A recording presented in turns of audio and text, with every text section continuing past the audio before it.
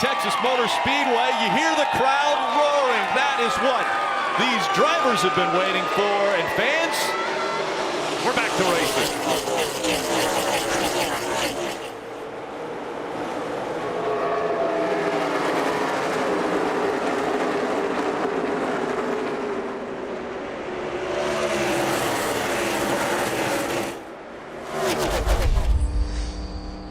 Mention adjustments. This competition yellow should be out any time, and you're going to have to decide. There it is, Rick. There's the yellow.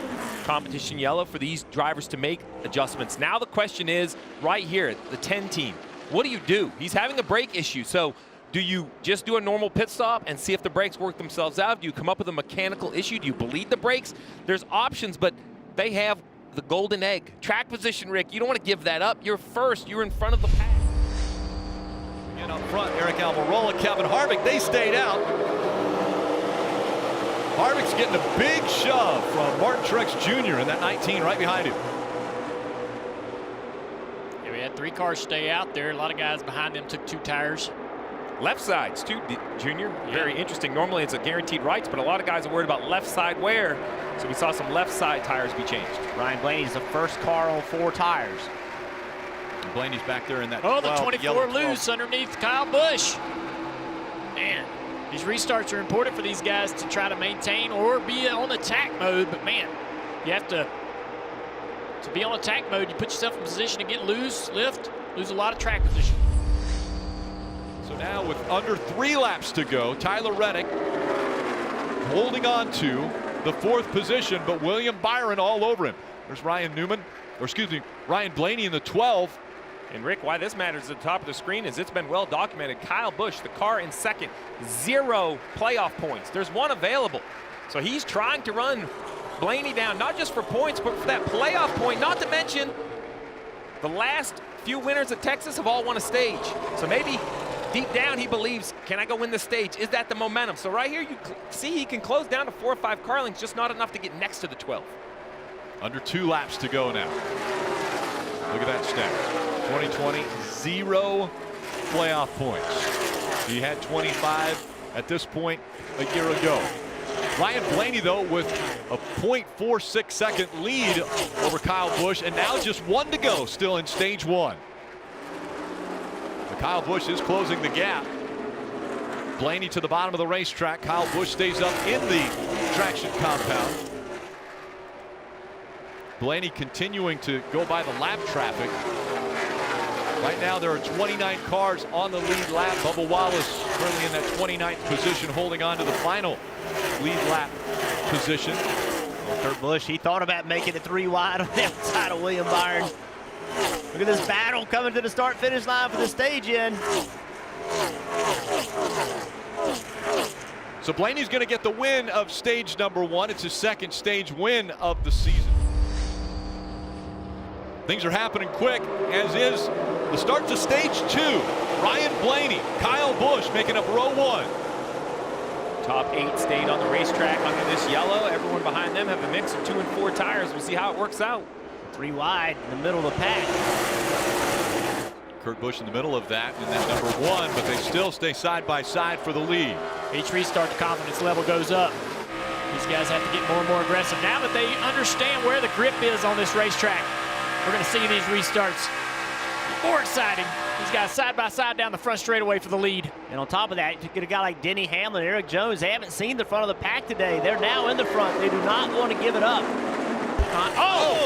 48 in the fence, hard into the wall, and the caution will come out. That is a lot of damage. Jimmy Johnson having a good run. A lot of speed. Did we give a tire down or just get away from you? I don't know, man. It's been an ugly lap or so. I would suspect a tire.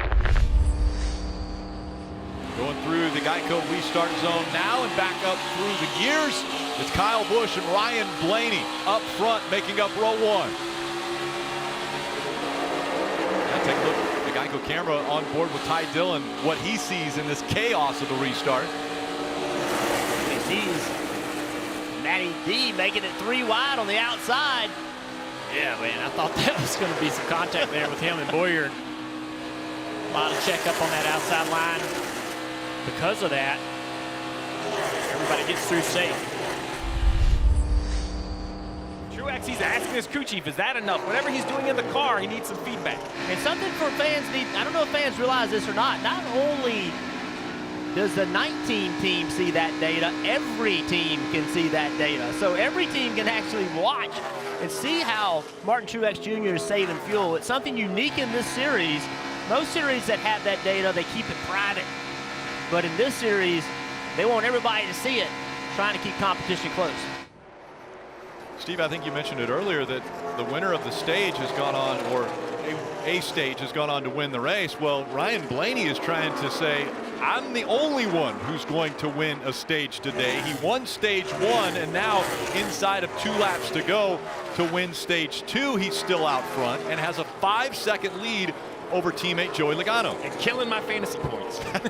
Killing my fantasy points is what the 12's doing right here, because he's just doing a nice, efficient job. Dale, you mentioned the gap he pulled by taking advantage of traffic, but he continues to stretch his legs up to a 5-second gap now.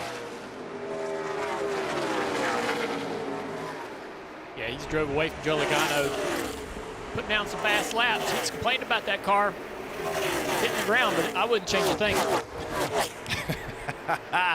And he will see the green and white checkered flag again. It's the second time now that Blaney has swept both stages in a race in his career. Field approaching the Geico restart zone, getting ready for the final stage underway in Texas. Push right there. Joey Logano is giving his teammate, but Denny Hamlin pushing Keselowski on the bottom. Team Penske looking very strong here. 3 cars in the top 4. Oh, he's so close to being clear. Didn't quite get clear Keselowski. Now Logano's got the advantage. Keselowski side drafting him. Yeah, it's critical for Brad to get this lead. He's only got 2 tires versus 4 behind him. Oh, the 12 gets loose up the racetrack. And the 22 almost into him. He has to check up. They all check up behind him. And the 4 almost got into 22. Now they're 3 wide. And around goes the 18. He catches the 19. Martin Truex Jr. into the wall. Straight. Get going. They're wrecking behind it. Pick it up a little bit. Contact. Cole Custer involved. From the highest of high to now the low. Cole Custer wins in Kentucky and now wrecks out at Texas. And that wreck started at the front of the pack on the exit of turn 4, and the wreck didn't happen until almost the start-finish line. It just bottle jammed everybody up. Look at all the damage to Cole Custer in the 41. Martin Truex Jr., he was one of the first ones that went around. It was the 18 that got sideways, hooked the 19. You see the 17 also, Chris Buescher with a lot of damage. Let's take a look at the replay here. Starts. This is the start of it. So, good restart. Everybody's pushing each other. That's what you have to do on these restarts. Hamlin pushing Keselowski. Blaney side drafting, holding Keselowski back. That's what you do. Got to side draft, slow everybody up.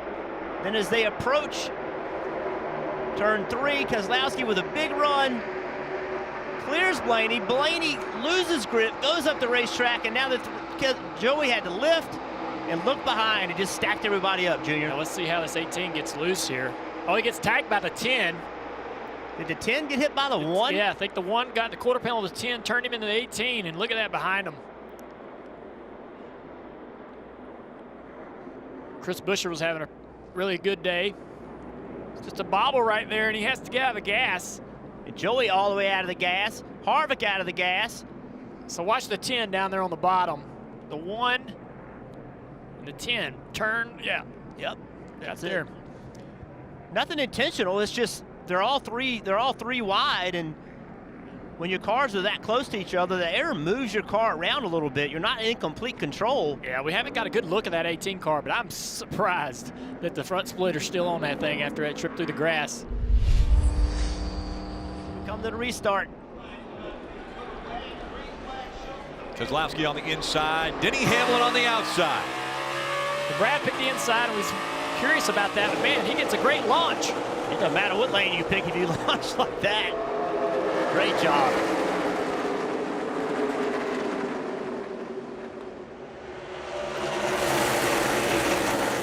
So you Ryan Blaney in that second row, the number 12 car.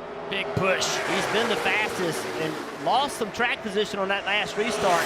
And he pushed that 11 car, Denny Hamlin, right to the outside of 2 car. Denny wide off the turn 4, though. Has to get out of the gas.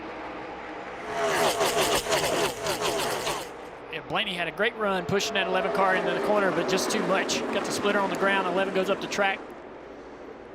Brad in the bottom groove. Let's see if Denny can get some momentum off the top here. Remember now, Brad's on 2 tires. All these other guys took 4 tires last time they come to pit road. Brad's still in the bottom groove. Denny working that high side. Chase doing a really good job making that bottom work. Blaney's not been able to clear him. Blaney's car is not as good right now as we've seen it most of the day. Blaney's been much better. Man, looks like that car is all over the racetrack through the middle of 3 and 4. Watching that splitter and that 12 car bounce across the racetrack. But down here, it's going to be helping him have that car low. Interesting how low Hamlin's running. We've seen that second lane be the fastest most of the day.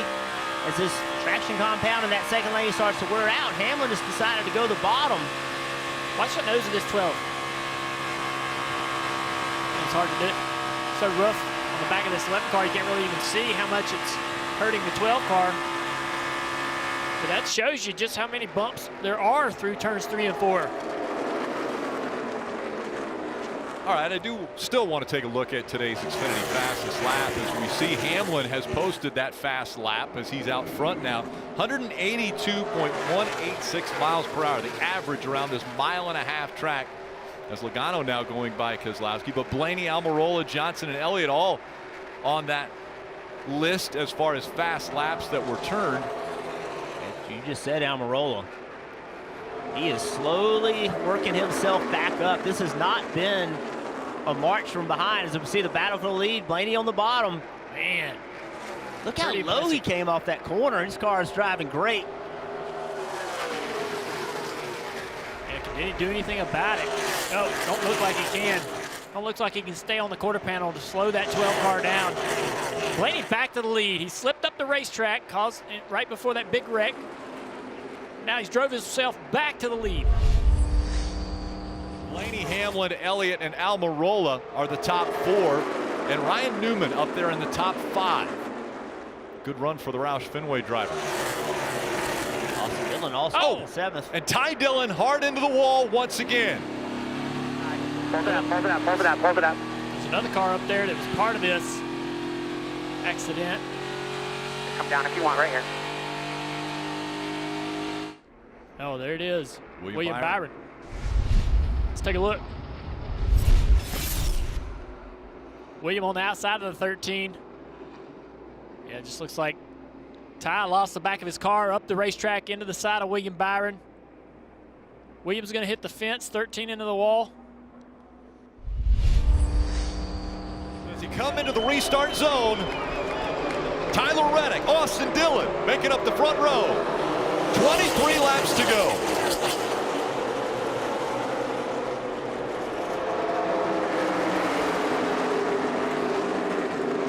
Dillon hugging the white line. He's going to surge out in front. Austin Dillon to the lead. What's going to happen down this back straightaway? His teammate Reddick's going to push him. Man, Reddick had a chance to go to the inside there. Just really surprised he didn't try to go to the inside. But great battle for third here. 22 trying to block the lane of Kyle Busch on the outside. How about Kyle Busch? Remember, he was through the grass. Oh, his car was destroyed. Wouldn't be able to compete like this. Still in the battle. Kevin Harvick on the bottom. Bubba Wallace to the outside of Kurt Busch off of turn 2. Here comes Harvick. Way down the racetrack, and that number 4. Bubba Wallace on his outside. Well, the 22 gets a little high there in the middle of the corner. The Hunt Brothers beats a side panner. Yeah, the 22 got high in the middle of the corner now. He's got Kyle Busch to his inside, down into turn 1. Reddick closing the gap back up on Austin Dillon. Yeah, he did. He got down in the corner though and lost the nose of his car trying to follow him into the bottom. Harvick did clear Bubba Wallace back there. Now he's clean 5th. Harvick has no choice. Now we're 3 wide. We've got to Oh, crash. the 11's around.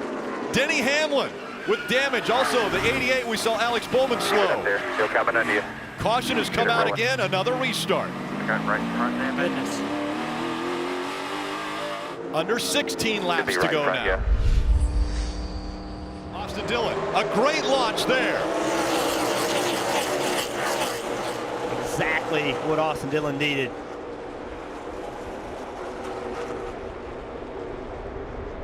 Big run by the 8 on the outside. He had a good shove from the 18. Down the backstretch they go. The 18 moving ahead, trying to take third from Joey Logano.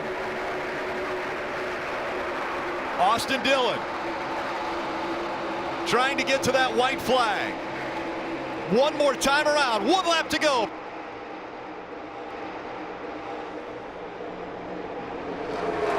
That 22 and 18 side by side, that's the best thing that can happen for Austin Dillon. No momentum comes from that 18 or 22, pushing that 8 car back up to the 3.